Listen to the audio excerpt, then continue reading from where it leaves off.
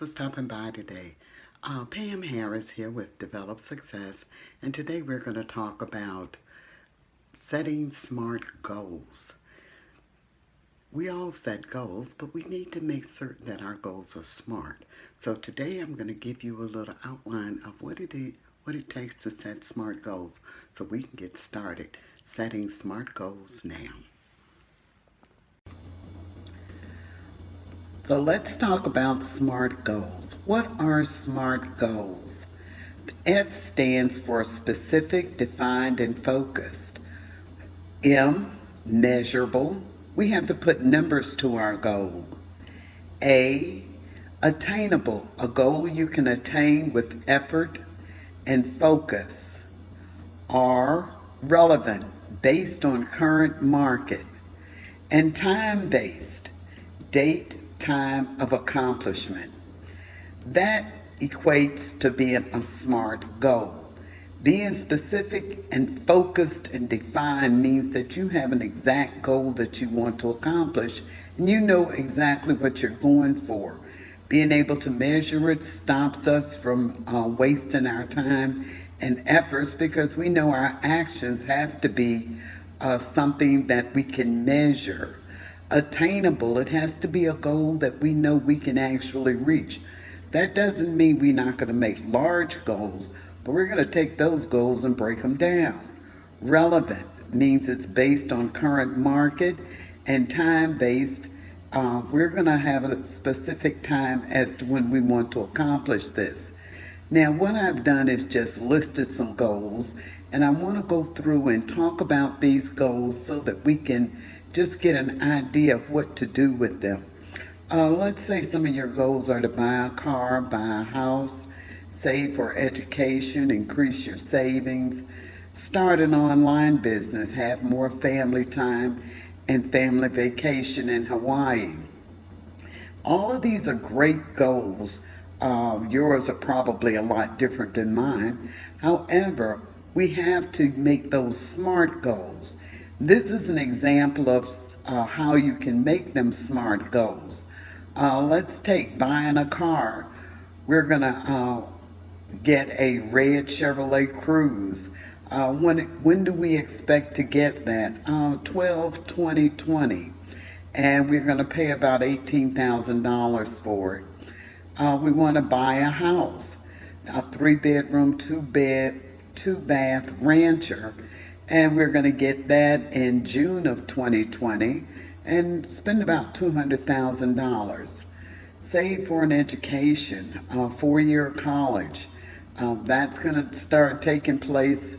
We want to have that money saved by December of 2021 because our child's going to be graduating in 6/22. Increase the savings. We want to add $10,000 worth of to our savings account, and we want to accomplish that by 12/20/19. We want to start an online business.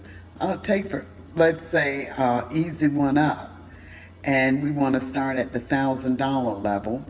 And with that, we're going to need about $34 a month for our tools.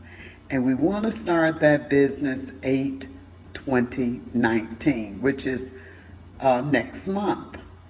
Have more family time. Go see a movie at least 3 times a month. And we average that about $100, $30, $40 each time we go to the movies. But we want to start that now. So we want to work that into our budget and our time frame now. Family vacation in Hawaii. We want to do a trip for 7 days to Maui, and right now it's going to be costing $7,000. We want to take that trip in April of 21. So we know we need to start looking at saving for that, but that's a goal that is obtainable, and we're giving ourselves plenty of time to get it done, as we have in all cases. So let's just take one of the goals. Let's look at the red Chevrolet Cruze. We want to get that by December of 2020 and pay about $18,000. Now, question. Is it a SMART goal? Well, it's specific. We named exactly what we want. Is it measurable? Yes. We know we have to have at least $18,000. Is it attainable? Yes, because we're going to have give ourselves plenty of time to get that done, which is actually 18 months, which is December of 2020. Is it relevant? Yes, because after you purchase a home, and anyone that knows anything, unless you have a lot of money, you want to purchase your cars and things of that nature after you purchase your home. And time based. Yes, we're even giving ourselves time after we get into our home, and that's going to be 6 months afterward. So this is a SMART goal. It meets all of the components of being smart. Now, let's talk about the reasons why SMART goals are so essential. One reason is because, again, they're specific, defined, and they're focused, which makes them clear. Number two, measuring a goal lets you see which actions are working or need to be tweaked or changed. As I said earlier, in all goals, action is what makes them happen. So we have to be able to measure, our actions actually helping us, or do we need to change them or tweak them, whichever way you want to refer to it. Should goals be realistic? Yes, that allows us to be able to see the light at the end of the tunnel. It allows us to be able to say, okay, yeah, I know I can actually do this. Something that may be really unrealistic could be something like, I'm going to make $1 million in 2 months. Well, yes, I'm not going to say you can't do it, but is it realistic? The chances of that happening, unless you have some seriously good deal going, the chances of it happening are, they lessen. I would say maybe 10%, if that much. Are they relevant goals? Are they relevant to today? Do they focus on what ideas, methods are about today? In other words, you don't want to bring back the style of the 1920s unless you want to update it or make it something that's appealing to the audience that you're going to be appealing to today. Or actually, if it's something for yourself, depending on what the goal is, you wanted something that's going to work for today and not something that's going to work you harder. Having a time for this to be completed keeps the motivation and ideas coming regularly. Because again, you want to see the light at the end of the tunnel. If you say, I think I'll go to school to get my doctorate's degree in psychology.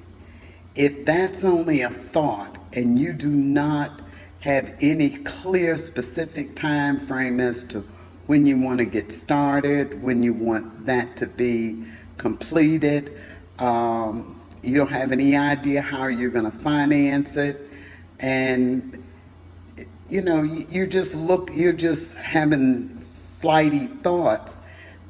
Again, the motivation to actually get it done, it dwindles if it ever actually comes and sticks around for a while. So having that time that you want to start and stop something really makes a difference in actually being an essential part of your goal. And last but not least, we want to have a plan of action. So to start our action plan, today what I'd like for you to do is write down all the goals you have for yourself. Review your list and make each goal a SMART goal. And with this, please stretch your imagination, because as I've said, if this is something that you want, you can do bite-sized pieces. Because if you can dream it, you can truly achieve it.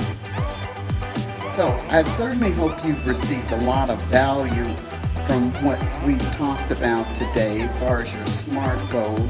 And I certainly hope this has given you some insight as to making your goals, setting down, writing down your goals, and making certain that they are SMART goals. In our next video, we're going to go over a little bit more, take a goal and just take it through some steps of the SMART goal to see how we can make that be what we want it to be and be able to accomplish our goal. Okay, thank you so much for visiting. Thank you so much for stopping by today.